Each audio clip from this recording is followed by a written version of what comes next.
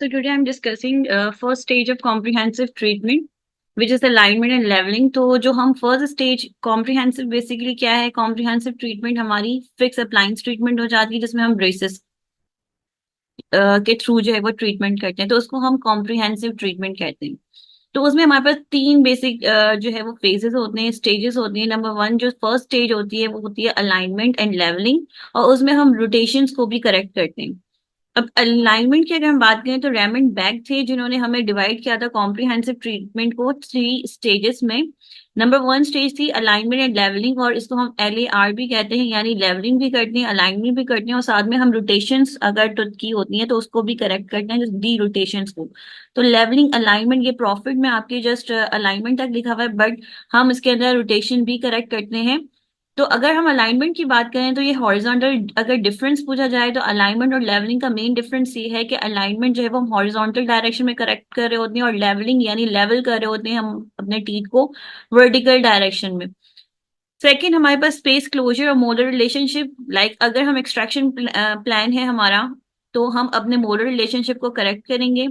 Canine always class one में हम जो है वो सीड करवाते हैं। Molar relationships according to the my treatment plan change हो सकता है। लाइक अगर अपर फोर्स हम एक्सट्रैक्ट कर रहे हैं तो हमारी मोलर क्लास जो है वो फिनिश होगी पोस्ट ट्रीटमेंट में फुल यूनिट 2 में। अगर हम ऑल फोर्स कर रहे हैं या अपर फोर लोअर फाइव कर रहे हैं तो मोलर 1 पे जो है वो हमारी पोस्ट ट्रीटमेंट जो है वो पेशेंट की मोलर क्लासिफिकेशन जो है वो होगी। लेकिन कैनाइन हमारे पास हमेशा ऑलवेज 1 में सीट करेगा, चाहे कुछ भी हो जाए, हमें क्लास 1 में ही बैठाना है। देन हम अगर फिर हम क्या करते हैं, थर्ड फेज में फिनिशिंग स्टार्ट कर देते हैं कि लास्ट में जब हमने सब कुछ करेक्ट कर लिया तब हम सारी माइक्रो स्टैटिक मिनी स्टैटिक चीजों पे जो है वो हम उसकी ट्रीटमेंट करेंगे। तो आज हम जो डिस्कस करने वाले हैं वो अलाइनमेंट फर्स्ट स्टेज। तो हमारे पास अगर अलाइनमेंट की बात करें तो हम गोल ऑफ फर्स्ट ट्रीटमेंट का ये है कि हमें टीथ को अलाइनमेंट में लाना है, यानी आर्च फॉर्म में। अगर हम इसमें अब देखें फर्स्ट पिक्चर में तो हमारे पास क्राउडिंग, यानी देखो जब भी ऑर्थोडोंटिक्स के पास कोई भी ऑर्थोडोंटिक ब्रांच है, ताकि हम करेक्ट करते हैं मेल पोज या मेल ऑक्लूजन को। जब भी कोई पेशेंट आएगा उसको कोई ना कोई मेल ऑक्लूजन होगी, यानी इनकरेक्ट ऑक्लूजन होगी, तो उसको हम करेक्ट करते हैं ब्रेसिस कॉम्प्रिहेंसिव ट्रीटमेंट के थ्रू। तो अगर हमने ट्रीटमेंट करेक्ट करनी है तो हम यहाँ पर ए में क्राउडेड हैं, तो हमें इसको क्या करना है, अलाइनमेंट करनी है, यानी आर्च फॉर्म को मेंटेन करना है, आर्च फॉर्म को प्रिजर्व करवाना है, और आर्च फॉर्म उसकी मेंटेन करवानी है। क्योंकि अगर जब हमारे पास मेल अलाइन टीथ होते हैं यानी इनकरेक्ट पोजीशन पे होते हैं, तो फर्स्ट में देखो आर्च फॉर्म मेंटेन नहीं है। तो अगर हम अलाइनमेंट कर रहे हैं यानी टीथ को अलाइनमेंट यानी टीथ को आर्च में लेके आ रहे हैं, दैट इज अलाइनमेंट। तो फर्स्ट स्टेज में जो हम करते हैं तीन चीजें, लेवलिंग अलाइनमेंट। तो बेसिक पर्पस क्या है, हमारा ट्रीटमेंट का गोल क्या है कि हमें टीथ को अलाइनमेंट में यानी आर्च में लेकर आना है और करेक्ट करना है vertical discrepancies by levelling out the arches. Levelling हम बाद में डिस्कस करेंगे, अभी हम फर्स्ट जो है वो अलाइनमेंट डिस्कस करेंगे। तो हमारा जो मेन गोल है अलाइनमेंट के लिए वो सिर्फ और सिर्फ मेल पोस्ट टीथ को आर्च में लेकर आना नहीं है, बट ऑल्सो स्पेसिफाई भी करना है और कंट्रोल करना है anterior posterior position of the incisors. Like अगर इस पिक्चर में हम देखें तो हम इसमें एंटीरियर पोस्टीरियर पोजीशन भी अलाइनमेंट जो है वो कर रहे हैं, तो हम एंटीरियर पोस्टीरियर पोजीशन भी इंसाइजर की करेक्ट कर रहे हैं कि उसको प्रोक्लाइन कर रहे हैं या रिट्रोक्लाइन कर रहे हैं, तो इंसाइजर की क्या एंटीरियर पोस्टीरियर डायरेक्शन में कर रहे हैं। तो ये चीज भी हमारे पास होती है। सेकेंडली, हम width of arch posteriorly, posterior arch form को भी हम जो है वो मेंटेन करते हैं, विथ को मेंटेन करते हैं, और डेंटल आर्च को एट द एंड जो उसकी अगर हम बात करें तो एट द एंड हमें क्या चाहिए, प्रिजर्व करनी है हमें आर्च फॉर्म, क्योंकि आर्च फॉर्म बहुत इंपॉर्टेंट है हमारी लाइन ऑफ ऑक्लूजल। जो एक नॉर्मल ऑक्लूजल फिट होने के लिए हमें चाहिए, तो उसके लिए आर्च फॉर्म जो है वो हमारी नॉर्मल होनी चाहिए, TMJ पे पेन ना होगा इन सिवियर हमारे पास मेल पोजिशंस होंगी like this in first picture. तो हमारे पास क्या होगा, बहुत सारी एक तो एस्थेटिकली विच होगी, फंक्शन ऑक्लूजल भी सही नहीं होगा, और TMJ में भी इश्यूज हो सकते हैं।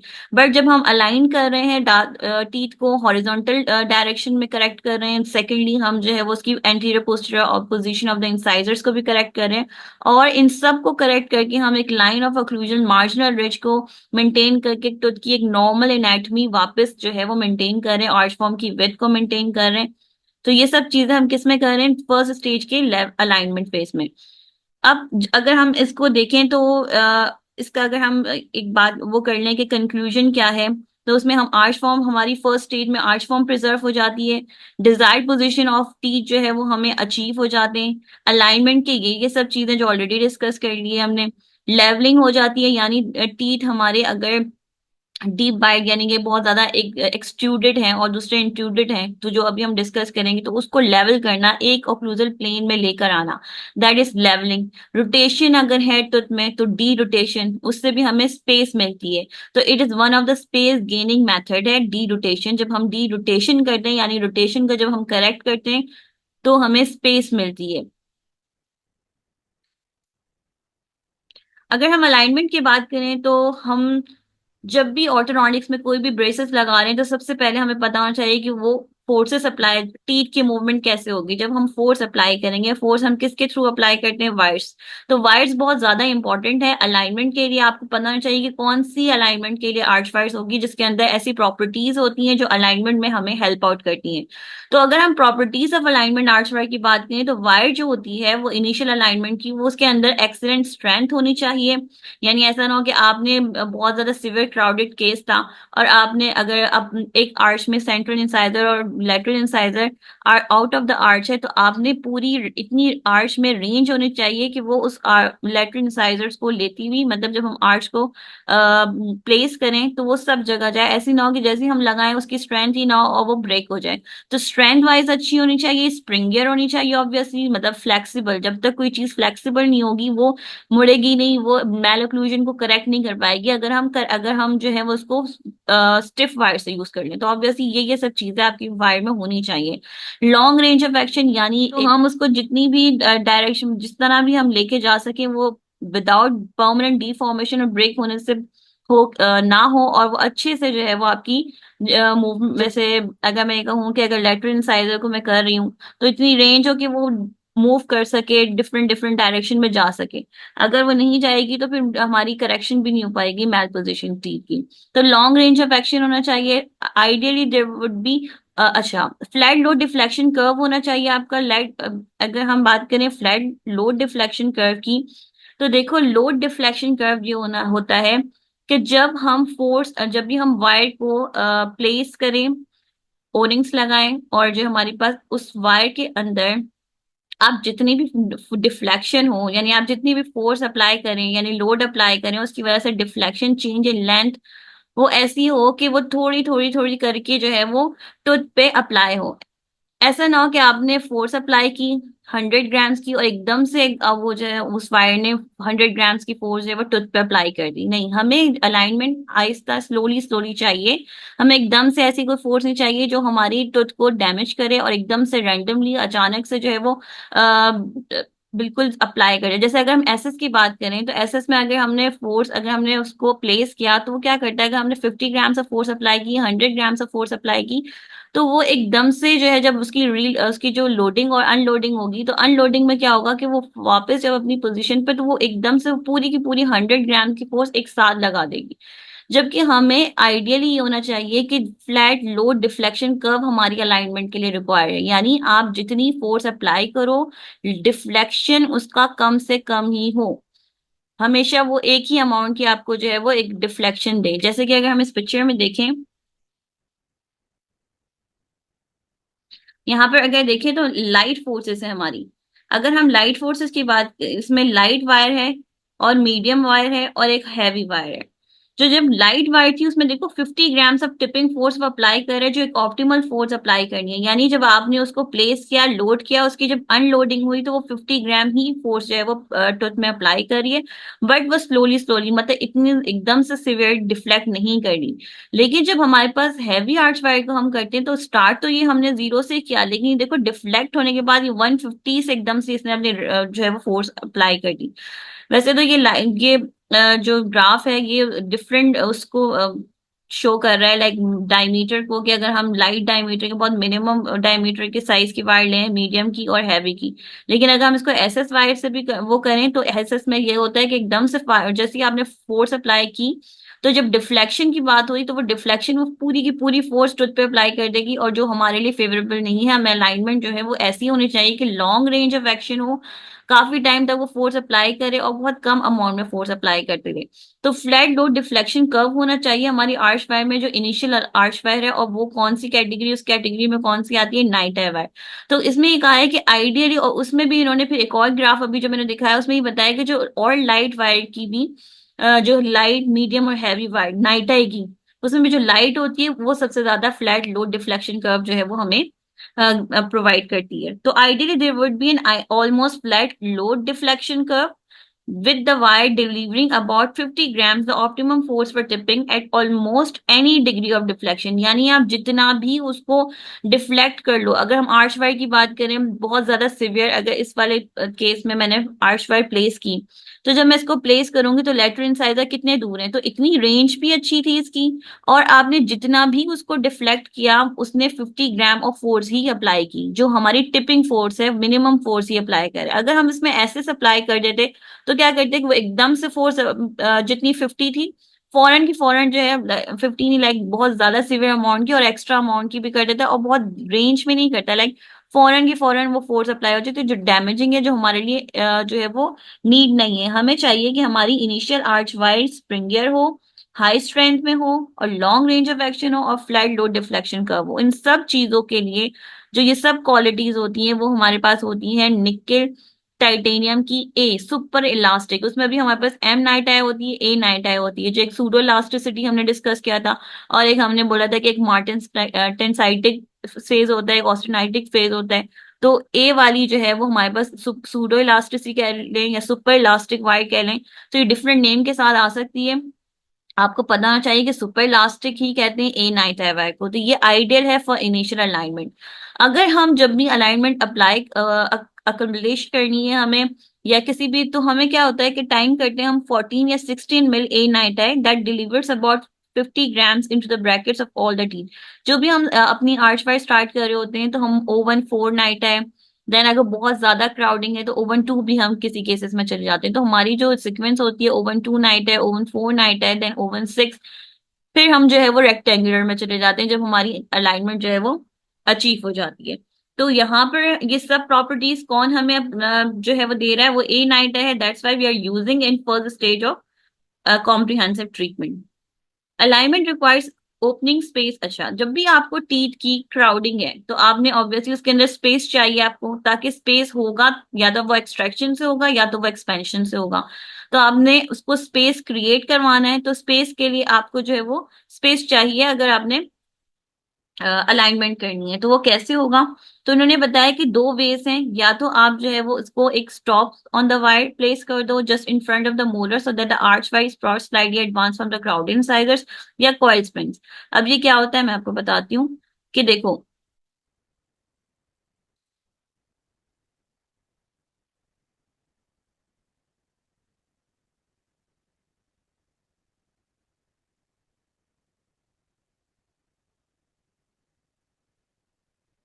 इसमें क्या हुआ कि हमने यहाँ पर अलाइनमेंट अपनी जो आर्च वायर है उसको क्या करा, हमने थोड़ा सा फॉरवर्डली प्लेस करके रख प्लेस किया। कैसे प्लेस किया कि जो मोलर हैं वहां से हमने मोलर में स्टॉप्स, लाइक मोलर की जो ट्यूब है वहां पर इमेजिन करो कि मोलर की ट्यूब के हमने मीजियली, जो ट्यूब है उसके मीजियली हमने स्टॉप लगा दिए। और ए में देखो प्रोक्लाइन हमने आर्च वाई रख दी, तो उससे क्या होगा कि जब हम इसको प्लेस करेंगे तो ये ऑटोमेटिकली प्रोक्लाइन, मतलब प्रोक्लाइन करके स्पेस हमें मिलता है। तो प्रोक्लाइन होगा यानी आर्च फॉर्म थोड़ी हमारी जो है वो प्रोक्लाइन हो जाएगी, एंटीरियर पोस्टीरियरली इसकी पोजीशनिंग करवा के इंसाइजर की, ये थोड़ा सा प्रोक्लाइन करवा के आपको क्या होगा, स्पेस क्रिएट हो जाएगा। इन्होंने पीछे स्टॉप क्यों लगाया, इसलिए लगाया कि मोलर ट्यूब से वो जो वायर है वो आगे एंटीरियर इसी पोजीशन पर है, वो वापस पीछे ना चली जाए। जब पेशेंट च्यू करे या पेशेंट जो है वो माउथ ओपन करे या क्लोज करे, स्पीकिंग करे, कुछ भी करे, तो उस मूवमेंट की वजह से तो ये जो है आर्च वायर हमारी वापस कुछ पीछे ना आ जाए। हमने अगर आगे रखेंगे किसी चीज को तो प्रोक्लाइन हो जाएगी, तो उसके लिए हमने क्या करा, पीछे स्टॉप्स क्रिएट कर लिए ताकि वो अपनी मोलर ट्यूब की जो डिस्टल है वहां से वायर वापस जो है वो ट्रेवल ना करे। तो एक हम मेथड ये कर सकते हैं। दूसरा मेथड हम सी वाला देखो, ओपन कॉइल स्प्रिंग। यहाँ पर ओपन कॉइल स्प्रिंग क्या होती है, हमेशा याद रखो जो कॉइल स्प्रिंग है उसका आपने नेम से याद रखना है उसका फंक्शन, लेकिन उसकी जो एक्टिवेशन है वो हमेशा अपोजिट होती है। अगर ओपन कॉइल स्प्रिंग है तो वो स्पेस ओपन करेगा, यानी हमें स्पेस प्रोवाइड करेगा। लेकिन जब हम इसको एक्टिवेट करेंगे तो हम इसको क्लोज करके करेंगे प्लेस, ताकि जब ये अपनी वापस पोजीशन पे है। मोस्टली हम नाइटा से बनी हुई होती है, नाइटा एसएस की भी होती है, बट नाइटा ज्यादा बेटर होती है क्योंकि उसके अंदर सारी जो हमें चाहिए वो फोर्सेस होती हैं, वो प्रॉपर्टीज होती हैं। तो जब हम उसको क्लोज करके, यानी उसको जब हम क्लोज करके या उसको स्क्वीज करके डालते हैं, तो जब वो अपनी उसके अंदर शेप मेमोरी है नाइट टाइम में वो वापस अपनी पोजीशन पे आती है तो स्पेस क्रिएट करवाती है। तो ये मेथड्स हैं जिसके थ्रू हम जो है वो स्पेस क्रिएट करवा के अलाइनमेंट जो है वो हम अचीव कर सकते हैं।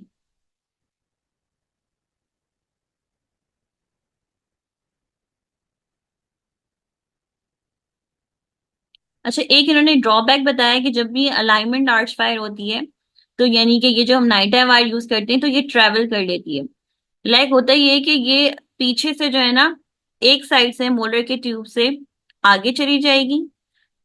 अगर ए पिक्चर में देखो तो दूसरे साइड में ट्रेवल हो गई, यानी आपने पीछे अगर कुछ भी सिंच बैक नहीं करा या आपने कुछ भी सिंपल आपने आर्च वायर लगाई, तो क्योंकि ये फ्लेक्सिबल वायर होती है, इसके अंदर ये टेंडेंसी होती है कि ट्रेवल कर ले आर्च वायर। तो हमें क्या करना होता है कि पीछे सिंच पैक करना होता है ताकि प्रिवेंट करें कि हमारी आर्च वायर जो है वो मूव ना करे। क्योंकि अगर हमने इस तरह किया तो पेशेंट अगर च्यू करेगा या मूवमेंट करेगा तो इतनी फ्लेक्सिबल है, ये एक मोलर से आगे ट्रैवल होके दूसरे मोलर की अगर ए में देखें तो ये बाहर निकल गई। तो ये होता है, तो इसके लिए फिर हम स्टॉप्स लगाते हैं ताकि आर्च वाई वहीं मेंटेन रहे। एक तो इसका एक ड्रॉबैक ये होता है, एक तो कि ये आर्च वाई एक तो आर्च जो आपकी सिमेट्री आर्च फॉर्म है उसको खराब कर सकती है, क्योंकि आपके पास डॉट्स होते हैं। आप अपर आर्च को और लोअर आर्च वायर को कैसे डिफरेंशिएट कर सकते हो? अपर आर्च वायर में 3 डॉट्स होते हैं जिसके थ्रू हमें पता होता है कि ये अपर की आर्च है, और लोअर में 1 डॉट होते हैं। तो जो डॉट्स होते हैं वो हमेशा जो सेंट्रल इंसाइजर्स हैं उसके सेंटर में प्लेस होते हैं। और इस तरह आपकी आर्च फॉर्म जो आपको मिलती है डिफरेंट फॉर्म की, वॉइड होती है, टेपर होती है, स्क्वायर होती है, डिफरेंट टाइप की हमें आर्च फॉर्म मिलती है प्री फॉर्म। तो जब हम वो लगा रहे होते हैं, अगर वो थोड़ी सी भी इमेजिन करो कि वो थोड़ी सी एक साइड से हट के, लाइक कैनाइन के एरिया से, एक राइट साइड के कैनाइन के एरिया से आगे चली जाए, तो क्या होगा कि आर्च फॉर्म को भी वो डिस्टॉर्ट करेगी। क्योंकि हमारे पास एंटीरियरली तो थोड़ा सा स्पेस, एंटीरियरली थोड़ी सी नैरो होती है, देन फिर वो ब्रॉड होती है ना। अगर वो ब्रॉडर पार्ट आपका नैरो एरिया में चला जाएगा तो आर्च फॉर्म एक तो खराब होगी। दूसरी चीज ये होगी कि इसके अंदर ट्रेवल होगी, पेशेंट को चुभ सकती है। जैसे ए में पेशेंट जो है वो फिर डिस्कम्फर्ट के साथ आएगा। और अगर आपको ये सारी चीजें नहीं पता होंगी तो क्या होगा कि आपने वायर कट कर दी, आपको पता ही नहीं चला कि ट्रैवल कर चुकी है। तो आप कैसे फाइंड आउट करोगे कि इस तरह का हुआ है कि वायर ट्रैवल हुई है या वायर एक्स्ट्रा थी? तो जब आप सेंटर से देखोगे मिड लाइन पे, तो वो पॉइंट जो है वो भी जो है वो ट्रैवल होके आगे चला जाएगा जहां पर वो वायर जो है वो गई है। सही, तो इससे आपको इंडिकेशन मिल जाएगी कि किस तरह से ये वायर ट्रेवल हुई है। तो फिर आप क्या करोगे, उसको वापस ओरिंग्स निकालोगे और वायर को अगेन उसकी arch form, otherwise arch form उसकी डिस्टॉर्ट हो जाएगी। तो हम यहाँ पर ये जो इस मेन पर्पस था वो इनका इस फिगर का, वो ये बताना था कि एक तो डिस्कम्फर्ट ए से हो जाएगा, दूसरा ट्रेवल हो जाएगा, और बी में ये बताना है कि यहाँ पर जो एरो दिया हुआ है यहाँ पर स्टॉप इन्होंने लगाया हुआ है ताकि जो है वो वायर ट्रेवल ना हो और जिस आर्च फॉर्म में हमने मेंटेन रखा है वो आर्च फॉर्म हमें अचीव हो जाए। सो अगर हम इसको कंक्लूड करें तो ये excellent strand springiness long range of action और फ्लैट लोड डिफ्लेक्शन कर्व होना चाहिए एक अलाइनमेंट आर्च फायर में। अच्छा, इसमें ये होता है कि अगर हम देखें तो हमारी जितनी भी मेल पोजीशन होती है टीथ की, वो ज्यादातर जो रीजन होता है वो क्राउन के इरप्शन पाथ में डिफरेंट हो। लाइक जब वो कोई भी क्राउडिंग या मेल अलाइनमेंट क्रिएट हो रही है वो हमेशा इरप्शन पाथ की डिफ्लेक्शन से होती है। तो आपकी जो रूट होती है वो हमेशा अपनी पोजीशन पे, नॉर्मल पोजीशन पे होती है, लेकिन मेल पोजीशन ज्यादातर जो देखी गई है वो सिर्फ क्राउन की जो डिफ्लेक्शन है उसकी रीजन से होती है। तो अगर हम इसलिए हम जो पहले अपना फेस कर रहे होते हैं तो उसमें हम क्राउन को करेक्ट कर रहे होते हैं बेसिकली। तो हमारा जो है वो रूट जो है वो रूट एपिसिस क्योंकि अपनी पोजीशन पे होती है, तो हमारा मेन गोल क्या होता है कि हम टीथ को करें, तो हमें टिपिंग फोर्सेस चाहिए होंगी, लाइटर फोर्सेस चाहिए होंगी। तो इनिशियल आर्च वाइड इसीलिए हम जो है वो अलाइनमेंट के लिए लाइट और कंटिन्यूस फोर्स होनी चाहिए, ताकि वो सिर्फ हमारे पास क्राउन की मूवमेंट करें, ना कि वो रूट की मूवमेंट। अगर वही वाली बात रेक्टेंगुलर वायर या हैवी वायर ऐसे लगाएंगे तो टू कपल सिस्टम क्रिएट होगा और फिर हमारी मूवमेंट क्रिएट होगी। मूवमेंट क्रिएट होगी तो हमारी रूट की मूवमेंट भी स्टार्ट हो जाएगी, जो कि हमें नहीं चाहिए। हमने इनिशियली क्राउन को सही रिजॉल्व करना है ताकि हमारी आर्च फॉर्म मेंटेन हो, क्योंकि हमने ये देखा है कि इन नियरली एवरी पेशेंट जो भी मेलानाइन की टीथ होती है उसकी रूट एपिसिस अपनी ही नॉर्मल पोजीशन पे होती है या closer to the normal position होती है देन द क्राउन। ज्यादातर जो प्रॉब्लम्स होती है वो क्राउन में होती है, तो आपने क्राउन को पहले करेक्ट करना है। तो उसके लिए आपने लाइट और कंटिन्यूस फोर्स, हम ऑलरेडी डिस्कस कर चुके हैं कि क्यों हमें कंटिन्यूस और लाइट फोर्स चाहिए, ताकि हमें थ्रेशोल्ड अचीव कर सकें, और हमारे पास लाइट फोर्स इसलिए ताकि हमारे पास फ्रंटल रिजॉर्प्शन मिले। Then archwire should be able to move freely within brackets. आपके पास अगर कोई भी मूवमेंट करवानी है तो 2 मिल का क्लियरेंस होना चाहिए उस आर्चवायर में। जैसे हम जो यूज करते हैं ओपीडीज में, वो हम करते हैं 22 स्लॉट का, एक 18 स्लॉट के ब्रैकेट भी होते हैं, एक 22 स्लॉट के ब्रैकेट भी होते हैं।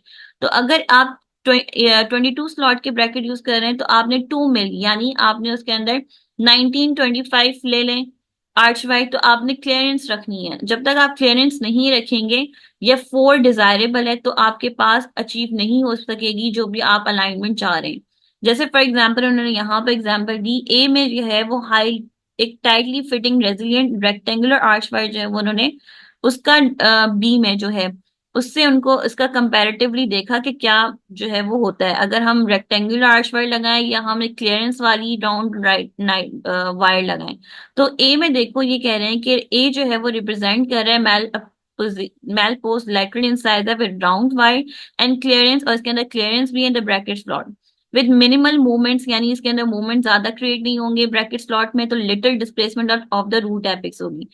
ऑन द अदर हैंड अगर हम बी में देखें तो बी में क्या होगा कि हमारे पास रेक्टेंगुलर आर्च वायर डालेंगे। जब भी रेक्टेंगुलर आर्च वायर होगी उसके अंदर टॉर्शन हमारे पास जो है वो एबिलिटी होती है टॉर्शन की, जबकि टॉर्शनल स्टिफनेस होती है, और टॉर्शनल स्टिफनेस क्या करवाती है, टॉर्क क्रिएट करवाता है। और टॉर्क क्या होता है, रूट की मूवमेंट। तो अगर हम बी में ये हमें कंपैरिजन कर रहे हैं कि अगर हम राउंड वायर विद क्लियरेंस वाली यूज करेंगे तो हम अलाइनमेंट अचीव कर लेंगे, लेकिन अगर बी में देखो तो रूट का इन्होंने जो है वो शो कर रहे हैं कि रूट की मूवमेंट स्टार्ट हो जाएगी, जो कि हमें नहीं चाहिए। हमें अलाइनमेंट फेज में अपने क्राउन की मूवमेंट चाहिए, क्योंकि मोस्ट ऑफ द केसेस हमारी क्राउन की डिफ्लेक्शन होती है मेल पोजीशन में, नॉट रूट मूवमेंट। रूट अपनी क्लोजर टू द अपनी नॉर्मल पोजीशन पे ही होता है। तो ये चीज उन्होंने बेसिकली डिफरेंट शेड किया है। तो हम राउंड वायर ज्यादा जो है वो यूज कर हमारे लिए बेटर है as compared to the rectangular wire, क्योंकि रेक्टेंगुलर वायर जो है वो आपकी रूट की मूवमेंट स्टार्ट कर देगी, जो कि हमारे लिए नॉर्मली शुड बी अवॉइडेड और हमारे लिए इतनी फेवरेबल नहीं है।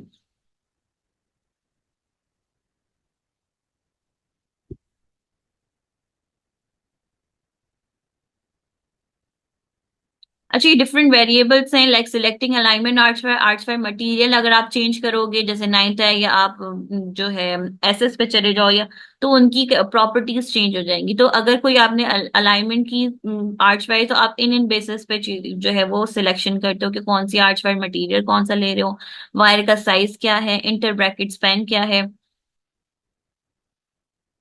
अगर हम कर रहे हैं अलाइनमेंट सिमेट्रिक क्राउडिंग, अगर इसमें देखो क्राउडिंग ये लो अगर बी वाली पिक्चर में देखें तो लोअर इंसाइजर्स, चारों लोअर इंसाइजर्स जो हैं वो इसके क्राउडेड हैं, यानी क्राउडिंग में है, मेलपोज हैं। तो इसमें अगर आप नाइट वायर एक साथ फ्लैट लोड डिफ्लेक्टिंग वाली सुपर इलास्टिक ए नाइट आप दोगे तो आपकी ये जो है वो रिजॉल्व हो जाएगी क्राउडिंग। लेकिन अगर हमारे पास एसिमेट्रिकल आ जाती है क्राउडिंग, एसिमेट्रिकल कैसी क्राउडिंग, अगर इसमें देखो सी में या आप ए में भी देखो तो एक साइड पे इसके जो हमारा राइट साइड का लेटरल इंसाइजर है, तो उसमें क्या है कि वो थोड़ा आउट ऑफ द आर्च है, या मेल पोजीशन है, अपनी आर्च फॉर्म में नहीं, क्राउडेड है। तो अब यहाँ पर एसिमेट्रिकल है, लाइक एक साइड में है। तो इस कंडीशन में अगर हमने एक कंटिन्यूअस आर्च वाइड दे दी तो क्या होगा कि हमने पढ़ा है कि एवरी एक्शन जो थर्ड न्यूटन का थर्ड लॉ जो है वो ऑर्थोनॉटिक्स में फॉलो होता है। अगर आप इसको बाहर करने, इसको आप प्रोक्लाइन करने के ट्राई करोगे तो बाकी टीथ क्या होंगे, रिट्रोक्लाइन हो जाएंगे। तो हमें इस चीज को, अपनी आर्च फॉर्म पूरी हमारी डिस्टॉर्शन पे चली जाएगी। तो हमें ऐसी कंडीशन में हम क्या करते हैं, हम बी में देखो पहले मेन आर्च वायर, एक स्टिफ आर्च वायर में पहले अलाइनमेंट करते हैं, इस टूथ को कुछ भी प्लेस नहीं करते पहले। फिर हम क्या करते हैं, जब ये पूरी आर्च वायर एक हमारे पास base arch wire, stiff arch wire हमारे पास वहां तक हम पहुंच जाते हैं, तो हम क्या करते हैं कि ओपन कॉइल स्प्रिंग को प्लेस करते हैं ताकि स्पेस क्रिएट हो। स्पेस क्रिएट हो तो फिर हम इस ट्रुथ को डिस्प्लेस करते हैं, इसको अपनी आर्च में लेकर आते हैं, और सिर्फ ये जो सेंट्रल इंसाइजर है, सॉरी ये लेटरल इंसाइजर है, इस पे क्या करें इन्होंने, फिर नाइट टाई लगाई। बेस आर्च वायर जिसमें ओपन कॉइल है वो स्टिफ है, वो एसएस वाली इन्होंने रखी है। क्यों? क्योंकि वो ऑलरेडी अलाइनमेंट में है, तो हमें उसको नहीं जो है वो मूव कराना।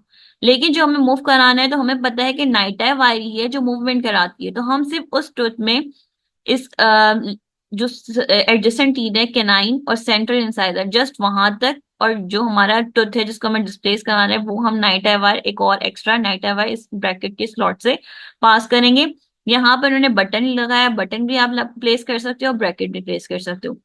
तो इट्स अप टू यू कि आप किस तरह जो है वो किस भी मैकेनिक से कर रहे हो। फिर ये क्या होगा कि ये वाला टूथ जो है वो पिगी बैक, जिसको हम क्या कहते हैं, पिगी बैक मैकेनिज्म है। इसके थ्रू नाइट आई वायर क्या करेगी, एक तो ओपन कॉइल अपना स्पेस बना रहा होगा, बाकी टीथ डिस्प्लेस नहीं होंगे। क्यों? क्योंकि वहां पर एक स्टिफ आर्च वायर है, और जहां पे हमें मूवमेंट करवानी है वहां हमने नाइट आई वायर जो है वो प्लेस कर दी। तो क्या होगा कि विद टाइम के साथ स्पेस हमें मिली भी होगी, तब ये अपनी आर्च में वापस आ जाएगा। तो इसकी वजह से हमने अपनी आर्च फॉर्म को मेंटेन किया। अदरवाइज अगर हम बिल्कुल सिमेट्रिकल क्राउडिंग वाली की तरह इसको पूरी आर्च फॉर्म में लगा देते तो हमारी आर्च फॉर्म खराब हो जाती, टुट तो अपनी जगह में आ जाता, लेकिन जो उसके बाकी एडजेसेंट टीथ हैं उसके अंदर रिएक्टिव फोर्सेस हो जाती, और जैसे अगर हम यहाँ पर प्रोक्लिनेशन करें तो वहां रिट्रोक्लिनेशन आ जाती। तो हमें इस चीज को प्रिजर्व करना है, इस चीज को वहां तक नहीं पहुंचने देना है।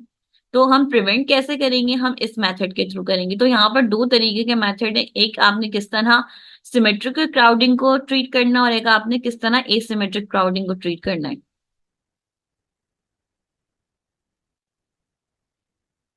अब यहाँ पर अगर हम आर्च एक्सपेंशन करें अलाइनमेंट के लिए, तो जो स्ट्रेट फॉरवर्ड वे है वो ये है कि आपने ट्रिम करके स्टॉप लगा देना है, वही वाला जो मैंने अभी डिस्कस किया था कि आपने पोस्टीरियरली स्टॉप मोलर के ट्यूब के पास लगा देना है ताकि वो होल्ड करके रखे वायर को just in front of the insiders. Subsequent appointments if more arch length is needed, इसी तरह अगर आपको फर्दर अपॉइंटमेंट जब 3 वीक्स के बाद पेशेंट आएगा और आपको नीड लग रहा है कि अभी भी आपको अलाइनमेंट और नीड है, और जो है वो उसको एक्सपेंशन करनी है या और उसको फॉरवर्डली प्लेस करवाना है, तो आपने फिर again and again her appointment stops, additional stops डाल देने ताकि वायर जो है वो इन फ्रंट ऑफ द इंसाइजर्स रहे, और तो जो है वो उस वायर को फॉलो करते हुए, यानी वो अपनी जब हम उसको फॉरवर्ड पोजीशन पे होते हुए नाइट आई को हम, क्योंकि वो फ्लेक्सिबल है, उसको हम ब्रैकेट स्लॉट में डाल के ओरिंग्स लगाएंगे तो क्या होगा कि उसके अंदर शेप मेमोरी होगी, वो वापस उसको फॉरवर्डली लेती हुई आएगी। तो इस तरह हम जो है वो एक आर्च एक्सपेंशन कर सकते हैं फॉर अलाइनमेंट, यानी एक्सपेंशन के थ्रू। और एक अगर ऑन द अदर हैंड हम इसको दूसरे वे में लेके जाएं तो नॉन एक्सट्रैक्शन की बात हो रही है ना, कि हम एक्सट्रैक्शन नहीं कर रहे, आर्च को एक्सपेंशन करें। तो अदर वे क्या हो गया कि उसको एक्सपेंशन की कैटेगरी में भी डाल दो, सॉरी नॉन एक्सट्रैक्शन की कैटेगरी में भी डाल दो। तो ये सब चीजें हम कर सकते हैं। सेकंड ये कि आप आर्च फॉर्म जो यूज करो, देखो डिफरेंट टाइप की आर्च फॉर्म्स होती हैं, हमारे पास टेपर होती है according to the patient. Arch wire pre treatment हम जो है वो उसको, उस आर्च फॉर्म को जो है वो पेशेंट की लेते हैं। लेकिन अगर आप देख रहे हो कि आपको एक्सपेंशन करनी है तो आप थोड़ी सी ब्रॉड आर्च फॉर्म रख लो ताकि वो ट्रांसफरली एक्सपेंड कर सके प्रीमोलर एरिया से। इसके अलावा आपने कॉइल स्प्रिंग के थ्रू जो है वो अपनी स्पेस क्रिएट करके क्राउडेड जो भी है उसको करेक्ट कर लेना। तो ये 3 वेज हैं जिसकी वजह से आप आर्च एक्सपेंशन कर सकते हो फॉर अलाइनमेंट। अलाइनमेंट करने के लिए इस तरह के इन 3 मेथड से कर सकते हो विदाउट एनी एक्सट्रैक्शन। और वो 3 मेथड्स अगेन यही हैं जो हमने डिस्कस कर ली। लेकिन अगर हमारे पास सिवियर इंसाइजर क्राउडिंग है, अगर बहुत ज्यादा सिवियरली क्राउडिंग है, तो इसमें क्या होता है कि इसमें हमें प्रीमोलर एक्सट्रैक्शन पे जाएंगे। तो उससे अगर हमारे पास जो है यहाँ पर सिवियर क्राउडिंग है तो आपने एक्सट्रैक्शन करनी है, अदरवाइज आपको स्पेस नहीं मिल सकता और आप कितनी प्रोक्लिनेशन करोगे। तो इसमें जब हम एक्सट्रैक्शन करते हैं तो फिर हमें ये नाइटा कॉइल स्प्रिंग के बारे में उन्होंने बता दिया।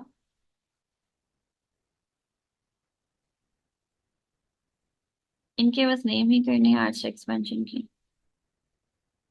कौन से आर्च एक्सपेंशन की नेम्स? अच्छा, इसमें क्या होता है, जब आप सिवियर इंसाइजर क्राउडिंग होती है तो आप प्रीमोलर एक्सट्रैक्शन करते हो। एक्सट्रैक्शन करने की इन्होंने एक बताया कि एक मेथड है नाइटा का। आपने जो है वो कॉइल स्प्रिंग किया, उससे आपने स्पेस क्रिएट कर दिया, उससे केनाइन की रिट्रैक्शन कर दी। बस इन्होंने ये बताया, और ये बताया कि जब आपके पास स्प्रिंग सिवियर क्राउडिंग होती है तो फिर आप क्या करते हो, एक्सट्रैक्शन करते हो। और फिर आप इस तरह डिफरेंट मेथड के थ्रू जो है वो उसको करेक्ट करते हो। जैसे कि अगर हम बात करें अलाइनमेंट नॉन एक्सट्रैक्शन सिचुएशन, ये वही वाली रिपीटेड स्लाइड है। और ये जो मैं बताना चाह रही थी उसको मैंने डिफरेंट तरीके से इसमें करा है। जैसे कि अगर हमें मेन आर्च वायर आपने रखनी है, अगर आपने ये देखो, ए में इन्होंने एसिमेट्रिकल क्राउडिंग थी, और अगर ये पूरी नाइट है, राइट से जो इन्होंने बताया है, राइट से अगर ये पूरी की पूरी आर्च वायर आप कंटिन्यूअस अप्लाई कर देते तो आपका ये वाला टोथ तो एक्सट्रूड हो जाता, लेकिन दूसरे टोथ इंट्रूड हो जाते। तो थर्ड लॉ जो है वो फॉलो होता है। तो इससे बचने के लिए फिर हम जो है वो पिगी बैक करते हैं। मेन आर्च वायर पूरी बी में देखो, main arch stiff arch wire उन्होंने ऐसे प्लेस कर दी, और जिसको उन्होंने मूव करना है वो कैंटिलीवर के थ्रू भी कर सकते हैं। वो आपने फिर जो है वो या आप पिगी बैक, यानी आप नाइटा वायर को सिर्फ जो इसका एडजेसेंट टीथ है, जैसे केनाइन के पर्टिकुलर केस में देखें तो लेटरल इंसाइजर, और आपने केनाइन से नाइट वायर को पास करते हुए फर्स्ट प्रीमोलर, या आपने जो एक्सट्रैक्ट किया है सॉरी, तो सेकंड प्रीमोलर पे आप ये सब आपने किया। एंड देन फिर आपने ये चीज जो है वो एक्टिवेट यानी ओरिंग्स लगा दिए, तो क्या होगा कि इसकी शेप मेमोरी और केनाइन जो है वो अपनी आर्च में आ जाएगा। तो ये एसिमेट्रिकल केसेस को हम इस तरह ट्रीट करते हैं। स्पेशल प्रॉब्लम्स एंड अलाइनमेंट, अब अलाइनमेंट करते करते कुछ प्रॉब्लम्स जो हमें फेस करते हैं वो होती है क्रॉस बाइट। अगर पेशेंट की क्रॉस बाइट है तो क्या करेंगे, अगर इम्पैक्टेड और अनइरप्टेड टीथ है तो उन केसेस में क्या करेंगे, क्योंकि इम्पैक्टेड है, आर्च में ही नहीं है, और अनइरप्टेड है, और आपको सर्जिकल लेकर आना पड़ेगा ना, तो अब आपको अलाइनमेंट में भी लेके आना। तो ये कुछ प्रॉब्लम्स है जो आपको जो है वो प्रॉब्लम्स क्रिएट होती है, मतलब आती हैं जब आप कर रहे होते। तो इसको आप किस तरह अलाइनमेंट करवाओगे? डाइस्टेम अगर है तो फिर आप किस तरह अलाइनमेंट में जाओगे? अगर हमारे पास एंटीरियर क्रॉस बाइट है तो आपने क्या करना है, जैसे इस पर्टिकुलर केस में देखो, हमारे पास लेटरल इंसाइजर्स जो है वो ब्लॉक्ड है। ठीक है, अब ब्लॉक्ड है, और अगर हम देखें लोअर के, जैसे इसमें तो थोड़ा सा इसमें थोड़ा सा 1 मिलीमीटर फिर भी दिख रहा है। कुछ केसेस ऐसे होते हैं लेटरल इंसाइजर कि जो लोअर का कैनाइन है वो बिल्कुल क्रॉस बाइट में आया और ब्लॉक करा हुआ है।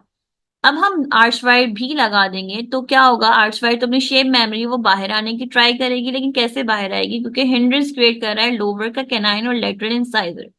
तो आपने क्या करना है, बाइट पीछे पोस्टीरियरली हम कंपोजिट वगैरह से या जीआईसी से आपने बाइट को रेस किया, यानी मोलर की सरफेस जो फिशर एरिया है वहां पर आपने कंपोजिट प्लेस कर दिया, उसकी बाइट बना दी, या आप जो है वो उसको जीआईसी से प्लेस कर दिया। तो क्या होगा कि एंटीरियरली स्पेस ओपन होगा। फिर आप क्या करोगे, आपने आर्च वाइड जो अपनी पिगी बैक मेथड से की है, तो क्योंकि अब उसको स्पेस मिल गई कि वो अलाइनमेंट में आ सकता है, तो क्या होगा कि टीथ जो है वो ब्रिंग टीथ इनटू अलाइनमेंट, और इस तरह आपकी मैक्सिलरी एक्सपेंड। या तो फिर आप दूसरा मेथड ये कर सकते हो कि एक्सपेंडर अगर मिड पैलेटल सुचर से अगर बहुत ज्यादा नैरो है और वहां पर एक्सपेंशन आपको नीड है, तो फिर आप एक्सपेंशन करके भी उसको ट्रीट आउट कर सकते हो। अगर पोस्टीरियर क्रॉस बाइट का इश्यू आपको मिलता है तो आप डिफरेंट मेथड्स के थ्रू कर सकते हो, जिसमें heavy level expansion arch wire, आप पीछे जो पोस्टीरियर लिए उसको एक्सपेंडेड वाली आर्च फॉर्म यूज कर लो, या आप खुद भी हम थोड़ा सा एक्सपेंड कर देते हैं आर्च वायर को, ताकि जब वो हम प्लेस करें वायर को ब्रैकेट में तो वो टूथ को ऑटोमेटिकली एक्सपेंड कर दें। तो हम ये इस एक मेथड ये है जो हम आर्च कोऑर्डिनेशन कहते हैं, वो ये होती है। एक्सपेंशन लिंगुअल आर्च आप यूज कर सकते हो। Third one is cross elastic. Cross elastic क्या होते हैं, अप लोअर के, अगर फॉर एग्जांपल मुझे अपर का क्रॉस बाइट है, क्रॉस बाइट होती है पोस्टीरियर कैसी है कि अपर नैरो है, तो अब डेंटली हो सकती है इसकी रिजॉल्व, तो मैं क्या करूंगी, और एक टूथ इन्वॉल्व है फॉर एग्जांपल, तो मैंने क्या करा कि लोअर के मोलर को के बकली ट्यूब से एक इलास्टिक्स जो हमारे पास नॉर्मली होते हैं वो हमने इलास्टिक्स लिए, और अपर की पोस्टीरियर साइड में देखो